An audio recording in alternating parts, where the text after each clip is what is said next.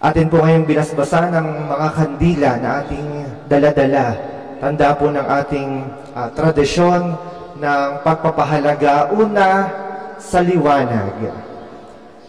Sabi po ng mga matatanda sa amin ay maigi yung kapag ikay nagdadasal, ikay magsisindi ng kandila para ang iyong panalangin ay diretso agad sa langit. Kaya tuwing kami po magro-rosaryo sa bahay, ang aking lola ay nagsisindi ng kandila. At napakahabang panahon po na po ng tradisyon ng simbahan ng paggamit sa kandila.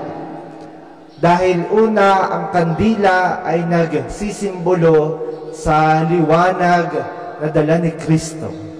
Pansinin niyo po halos lahat ng sakramento ng simbahan ay may kandila. Sa misa, sa binyag, sa kumpil, at sa iba pa. Nagsisindi lagi ng kandila. Tanda ng liwanag ni Kristo. Kasi kailangan ng tao ang liwanag. Kapag nawala ang liwanag, didilim ang buhay ng tao. At kapag madilim ang buhay, ang lungkot-lungkot nito. Meron pong pag-aaral na kapag ang isang komunidad ay walang kuryente, tumataas ang bilang ng mga nagsusuicide. Noong panahon po ng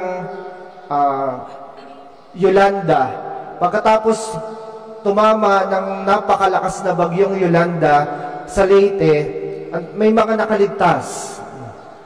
Subalit ilang araw na walang kuryente dahil nasira ang mga poste ng kuryente.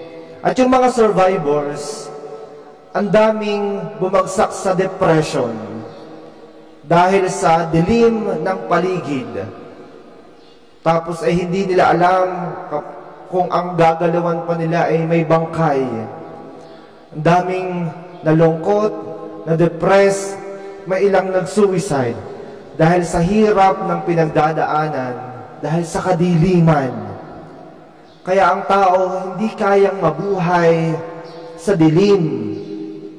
Ang tao hahanap at hahanap lagi ng liwanag. Liwanag sa paligid, liwanag ng pag-iisip, liwanag ng puso. And Jesus will be the one to give you light. He will always illumine your life. Kaya kapag ikay nadidiliman, nahihirapang magdesisyon sa buhay, magdasal sa Diyos para mabigyan ka ng liwanag sa pagtitimbang mo ng mga bagay-bagay. Kapag ikaw ay nag-iisip kung ikaw ba ay mag-aasawa o magpapari, magdasal sa Diyos. Ang Diyos ang tutulong sa iyo para humantong sa tamang desisyon. Pangalawa po, ang kandila hindi lamang nagsisimbolo ng liwanag, ito rin ay pinapahalagahan din natin yung apoy ng kandila. Kasi kung liwanag lamang ating titingnan, siguro later on, pwedeng ang kandila ay maging bumbilya na lamang, o yung portable lamp. Kapag habol-habol lamang natin ay liwanag, pwedeng gano'n na lamang ang ating gamitin later on. Pero hindi. Ang ating pinapahalagahan sa kandila, bukod sa liwanag, ay yung apoy na sinisindihan natin. Sapagkat kung ang liwanag ay sumisimbolo kay Jesus, ang apoy ay sumisimbolo sa Espiritu Santo. And we know the fire transforms everything it touches. Kahit ano ang mahawakan o malapatan ng apoy, ay pinagbabago nito ang anyo. Kaya po, ang apoy ay sumisimbolo sa Espiritu Santo. Kasi kapag ano rin ang nahawakan ng Espiritu Santo, binabago nito. Si Simon, binago ng Espiritu Santo. Kaya naman nandoon ang kanyang marubdog na paghihintay para sa pagdating ng magliligtas sa bayang Israel. When was the time that you were touched by the Holy Spirit? Kailan kaya yung panahon na ikaw ay nahipo ng Espiritu Santo at binago ang iyong puso? Mula ngayon, ako'y lagi nang magsisimba. Mula ngayon, ako'y lagi nang magdarasal. Mula ngayon, ako'y maglilingkod na sa simbahan. Mula ngayon, ako'y magiging mabuting ina sa aking mga anak. Mula ngayon, ako'y magiging tapat sa aking asawa. If you make a decision to turn around from sin, that was the moment that you were touched by the Holy Spirit. Kapag meron kang kasalanang tinalikuran at iniwanan, yun ang tagpo na ikaw ay hinipo ng Espiritu Santo. Sa halip sa kadiliman ka mamuhay, ay iyong pagsisikapang mamuhay sa liwanag. Kaya po mahalaga ang pagdarasal. Sapagkat sa pagdarasal, una, naliliwanagan ang ating isipan, at sa pagdarasal, nahihipo ng Espiritu Santo ang ating mga puso. Kapag hindi ka nagdarasal, ang hirap-hirap magdesisyon sa buhay. Kapag hindi ka nagdarasal, parang ang dali-daling mamuhay sa kadiliman.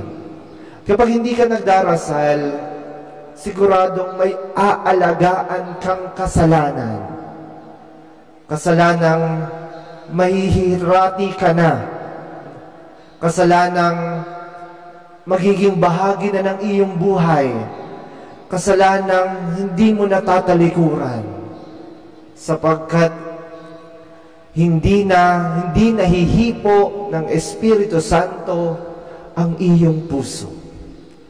Sa ating pong pagdiriwang ngayon ng kapistahan ng pagdadala kay Jesus sa templo at ng pista ng Kandelarya, nawa pahalaga natin ang simbolo ng kandila.